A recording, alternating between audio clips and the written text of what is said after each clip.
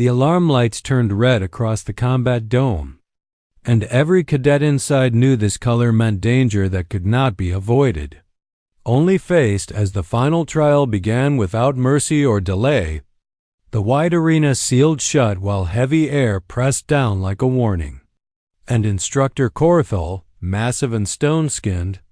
stood at the center with arms crossed and eyes full of old confidence, his voice slow and certain as he announced the arrival of the Vorak Prime Construct, a name that carried fear across many star systems, because this machine was not a simple test device but a legend of destruction, a weapon that had crushed fleets and broken worlds. And when the far gate opened and the construct stepped forward, tall as a tower and dark as a starless night, its body made of black metal that swallowed light and power, a quiet dread moved through the cadets as they felt the truth of what they faced. For this was not a challenge meant to be beaten, only survived. And Corthell reminded them of that with a calm statement that no weapon in the academy could harm it, that shields and guns were useless, that only movement and teamwork might keep them alive for 5 minutes. A short time that already felt endless as automatic systems shut down all weapons and left the cadets exposed, some stiff with fear, some shaking, others trying to look brave. And among them stood Eli Carter, the lone human cadet, smaller than most, softer in shape, his armor marked and worn, his face quiet but focused, watched by many eyes that still doubted why humans were allowed in such a place. And when the construct moved, those doubts turned into panic as it crossed the arena with terrifying speed, firing beams of energy that cut the ground open and slammed shockwaves into fleeing cadets, sending bodies flying and shields cracking, screams echoing as emergency drones rushed to pull the injured away while Eli ran with the others, not screaming, not freezing, but watching, counting steps, measuring distance, learning how the construct hunted and how it turned, seeing how it adjusted its attacks after every movement, how it learned faster than any living enemy. And as seconds passed like slow drops of time, cadets fell one after another, some trapped against walls,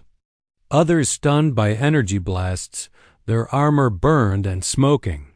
And Corthell observed all of it with detached interest, occasionally offering cold comments about weakness and failure, his gaze lingering on the human as if waiting for the moment Eli would break, calling out that humans relied too much on weapons and would learn today that courage without power meant nothing. But Eli did not answer, because his focus was on staying alive, on reaching cover, on keeping his breath steady as pain flared from a cut on his face, blood warm against his skin. And when he slid behind a shattered slab of metal near the arena edge, heart pounding hard enough to hurt, his hand brushed against something hidden beneath his armor, something solid and familiar. And for a brief moment he closed his eyes, remembering Earth, remembering stories of last stands and impossible odds, remembering that humans had always been told when to give up and had never listened. And as the construct turned toward him, sensors glowing, locking on to the last active target, Corthell's voice echoed again, telling the human to run, saying that survival was all he could hope for. But Eli stayed where he was, rising slowly to his feet as the ground trembled under the machine's charge, his body tired but his mind clear, because this trial had never been about surviving to him. It had been about learning the truth, and the truth was that rules were written by those who believed they could never be broken. And when the construct stopped only meters away, towering over him like a god of metal, and the instructor laughed openly at the sight of a lone human facing an unstoppable weapon without tools or allies, Eli's fingers tightened around the hidden metal device beneath his armor, his expression calm not because he felt safe but because he felt certain that even if the galaxy believed nothing could stop this thing, humanity had never survived by believing what it was told. And as the construct raised its arm to strike, As Corthal's laughter echoed across the dome, as the remaining seconds of the trial ticked away unseen, Eli Carter stood his ground, breathing slow and steady, ready to do what humans had always done best when facing the impossible: refuse to accept it. The arena was silent for a moment, the tension thick enough to feel in the air. And then the construct moved again, its massive limbs slamming the ground with a force that made the entire floor tremble. While dust and debris flew around, and Eli Carter, still standing behind the shattered slab of metal, felt the vibration under his boots. Heart-pounding but mind-sharp, knowing that every second counted, because the machine was fast, adaptive and ruthless, and all around him. The cadets who had survived this long were few, their faces pale, eyes wide with fear, some frozen, some scrambling for cover, and Corthal's voice echoed through the dome. A mixture of amusement and disbelief, calling the human cadet's attention and mocking his presence, saying that the laws of the Academy forbade weapons and that no armament, no matter how clever or strong, could stop the construct, that energy cannons, plasma rifles, or even antimatter devices would fail. Yet Eli's hand remained on the hidden launcher beneath his armor, a small human-made weapon designed for pure kinetic force, crude in appearance but deadly in potential. Built for one thing, punching through armor that could not be penetrated by conventional technology. And as he steadied himself, breathing in rhythm with the subtle tremors of the arena, he thought of Earth,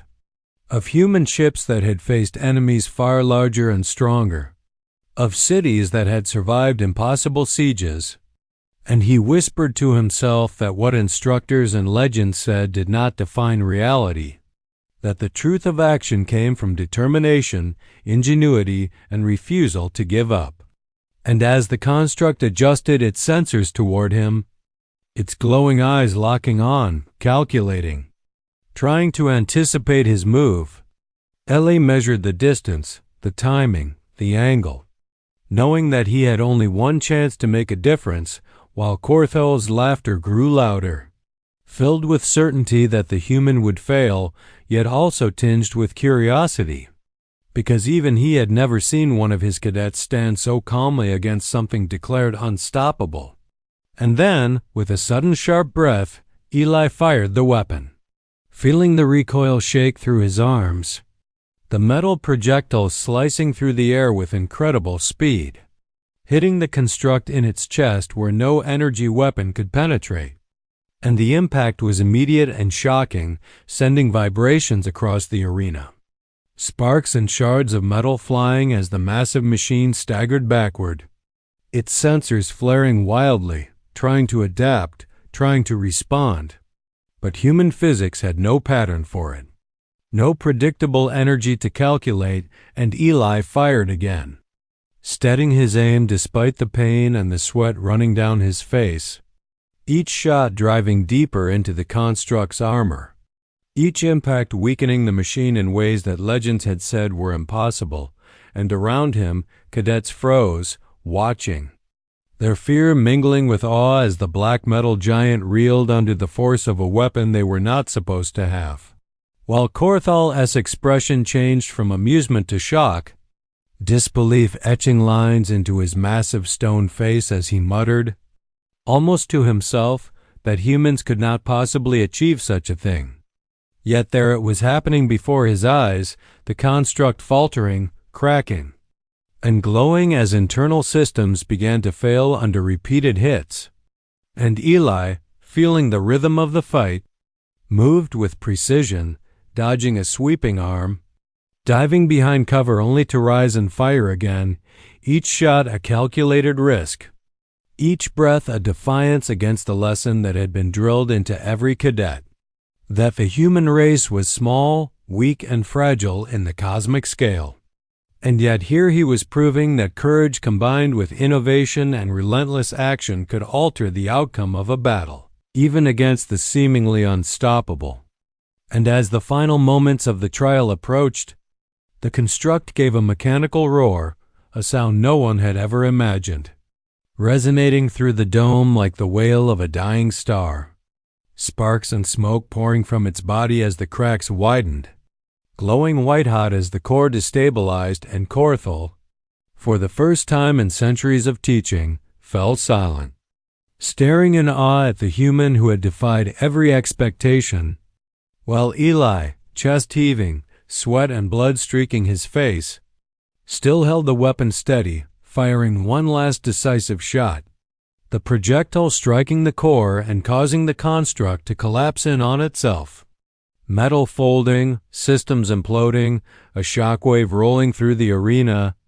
sending dust and debris in every direction, silence following like a heavy blanket. The red alarm lights dimming as the machine lay in pieces, no longer moving, no longer a threat, and the cadets who survived slowly began to breathe again, the enormity of what had happened sinking in, while Corthell, still staring, finally spoke in a low, measured tone, acknowledging that the human cadet had done what was impossible, that rules had been broken, expectations shattered, and that ingenuity and courage had triumphed over fear and legend. And as Eli lowered the weapon, shaking but alive, he did not smile or celebrate because he understood that this victory was only a lesson, a glimpse of what humans could achieve, a proof that determination and refusal to accept impossibility could change the course of events. And even as the alarm shifted to a new tone signaling real danger, the approaching Vorak fleet, Eli's mind was clear and ready. For he knew that humanity's true strength was not in weapons alone, but in the unyielding will to act, to survive, and to fight against all odds. And in that moment, within the dome filled with smoke, dust, and awestruck cadets, a single human stood as proof that courage and cleverness could topple what no one else could touch, rewriting the lesson for all who would follow. The sky beyond the Academy's dome was darkened by the approaching Vorak fleet, a vast armada of hundreds of warships, each one bristling with weapons that had destroyed entire civilizations. And while the cadets evacuated to safer zones, Eli Carter remained, his mind already shifting from the trial to the real battle ahead, knowing that what had been a controlled exercise was now a precursor to a war that would decide the survival of countless lives. And around him, human engineers, soldiers, and pilots who had been stationed quietly in the sector months before moved with precise coordination, preparing half-finished cruisers, checking weapons, sealing compartments, and running simulations of every possible scenario, while Instructor Corthell watched from the observation deck, disbelief etched across his massive stone-like features, still struggling to comprehend that a single human cadet had not only destroyed the construct, but now stood ready to face the fleet that dwarfed the Academy itself. And Eli moved among the crew, calm but commanding, issuing short, clear orders as rail cannons were loaded,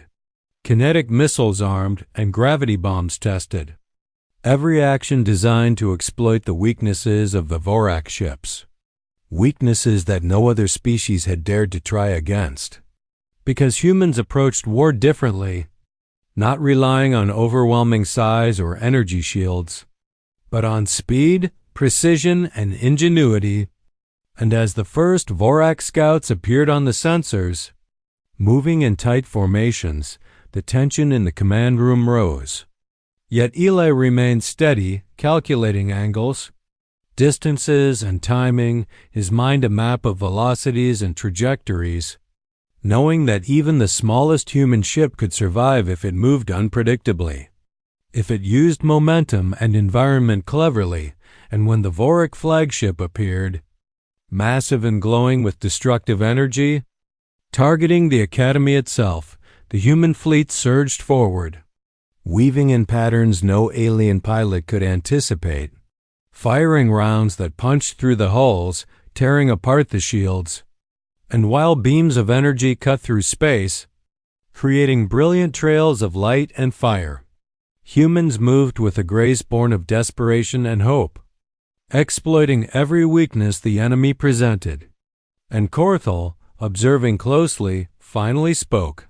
his voice low and filled with awe, remarking on the audacity of the humans, that they were using weapons that violated every known law of war. And yet the proof was before him as each ship hit its mark, each volley crippling the enemy in ways that brute force could not. And Eli's own cruiser moved to intercept the flagship directly, understanding that the Vorak would not stop, that the Academy and countless lives were at stake. And though fear was present in every human heart aboard, it was sharpened into focus, courage distilled into action. And Eli gave his final orders, instructing all human units to defend the school and ensure no one was left behind. The words carrying a weight that went beyond mere command, embodying the essence of humanity's refusal to surrender even when odds seemed impossible. And as the flagship fired, releasing an energy beam capable of leveling the Academy in seconds, Eli's ship maneuvered at the last possible instant, dodging and absorbing some of the force while returning fire with everything they had. Weapons overcharged, projectiles accelerated to impossible speeds, piercing the flagship's hull, and the bridge shook violently under the impact. Alarms blaring, consoles flickering, yet Eli remained composed, issuing rapid commands, adjusting the firing sequence, calculating angles to maximize damage while minimizing risk to his own crew. And as the flagship began to collapse under the relentless assault, the Vorak fleet faltered, confusion spreading through their ranks as they witnessed a species capable of striking with precision,